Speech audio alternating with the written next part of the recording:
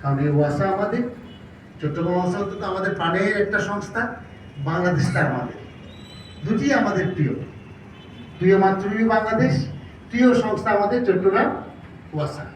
আমরা সবাই একটা পরিবারে আবদ্ধ হয়ে আমাদের যে কাজগুলো, দৈনন্দিন কাজগুলো কিভাবে আমরা সহজতর করতে পারি। কঠিন কিছু কাজ আছে, কঠিন আস্তে আস্তে সহজ করব। যেমন মাইক্রোফোনে কাজ, কিছু কাজ করছে না, মাইক্রোফোনটা আমরা ভিডিও করতেছি শুধু ব্যাটারি না, তো নিচে পানি জমছে, এখন ঢুকতেই পানি জমা, একটু জঞ্জাল, কেমন যেন একটু সেবি লাগে, শেষেতে লাগে, মন মন দিলটা একটু খারাপ হয়ে যায়, তখন কাজে কিন্তু ওভাবে আর স্পিডটা থাকে না। তারপর আমরা কাজ করছি, যেহেতু আমরা সবাই প্রাণবন্ত, স্পন্টেনিয়াস, আমরা কাজ করছি। আমাদের নতুন বিল্ডিংয়ে গেলে আমাদের আরও, হ্যাঁ, আমাদের কাজের স্পিড আরও বাড়বে।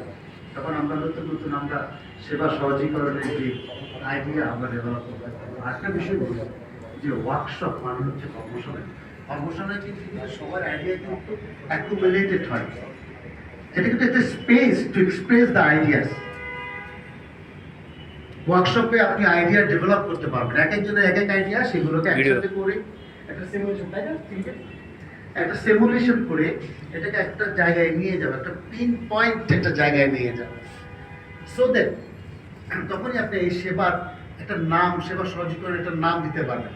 এটা তাহলে একটা কি সম্মিলিত একটা প্রয়াস, একটা কালেকটিভ একটা অ্যাটেম্পট। তো আমি আশা করব আমাদের এই কালেকটিভ এফর্টনেস, কালেকটিভ অ্যাটেম্পট আমাদের থাকবে, যেহেতু আমরা চট্টগ্রাম ওয়াসাকে খুবই ভালোবাসি। আমরা একসাথে একযোগে হয়ে আমরা আজকে এবং কালকে এই 2 দিনের ওয়ার্কশপটা আমরা আমাদের অর্থবহ করে তুলি, আমাদের সুচিন্তিত মতামত দিয়ে, সুচিন্তিত ধারণা কিংবা আইডিয়া